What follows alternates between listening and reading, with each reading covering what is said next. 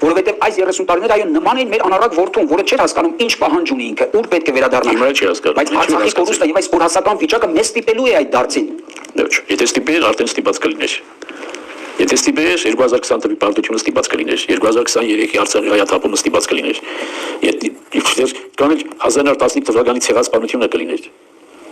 Բայց ոչ մի բան, եւ ոչ մի կատակլիզմ, եւ ոչ մի ողբերգություն խելքի չի բերում։ Սա ցավալի իրականություն։ Այստեղ էլ որոշակի առումով չեմ կարող ոչ մի շոկային թերապիա մեզ վրա չի ազդում։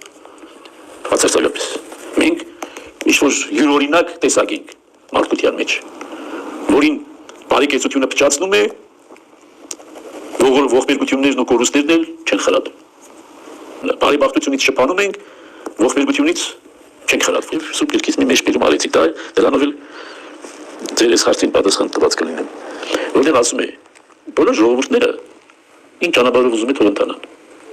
Բայց մենք ընթանալու ենք մեր Տեր Աստծո ճանապարհով հավիտյան եւ ընդմիշտ։ Հայ ժողովրդի առաքելությունը Հայկ Նահապետով ձևակերպված եղել է սա։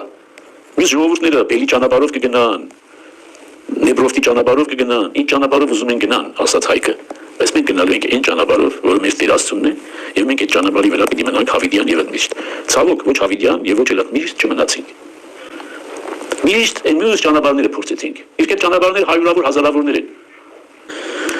Ես է ցավալին։